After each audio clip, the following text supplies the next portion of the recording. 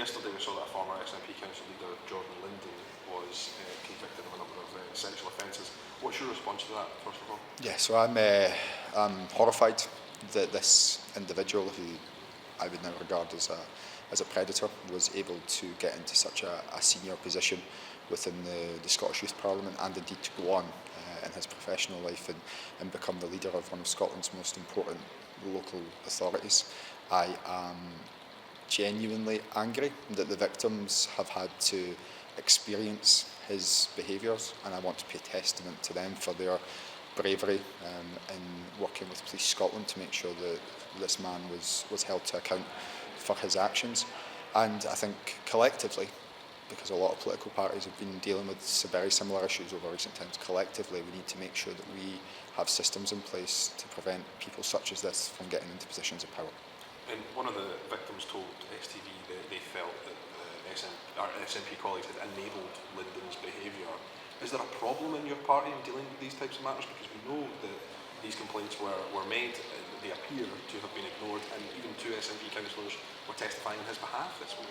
Yeah, there's two separate issues here, if I may take them in the order in which you've put them forward. Firstly, with regards to the comments that have been made by one of the victims, again, I just want to pay tribute to them for having the bravery to come forward and to work with Police Scotland to ensure that this horrible individual was held to account for their actions.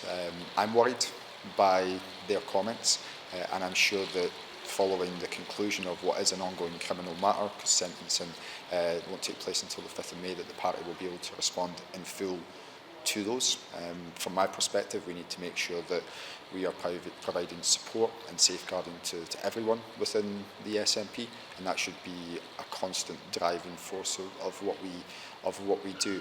Look, previously I've expressed concern about the relationship that a Labour member of the Scottish Parliament had retained a relationship with a convicted paedophile in Scotland, and I'll have a consistency in view here, and it does worry me that SNP politicians have sought to express views in court which have only been made aware to me over the course of this morning.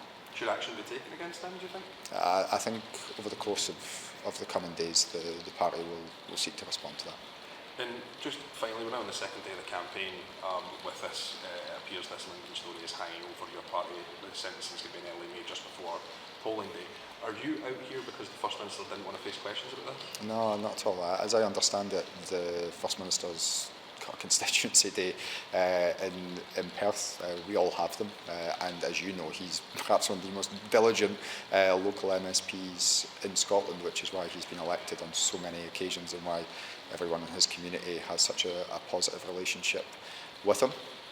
I'm delighted to be in Glasgow campaigning this morning with Bob Doris. We were over meeting with the Citizens Advice Bureau, and obviously later this morning with Com here in Annie's Land. I've got a lot of stuff to get on with in Glasgow tonight. I was here anyway because I'm attending an adoption night for Stephen Bonner in Coatbridge later on this evening with Mary Black. You're welcome to come along if you want to. There'll be some good humour, I'm sure, for Mary and co. But no, there's no substance to that accusation at all.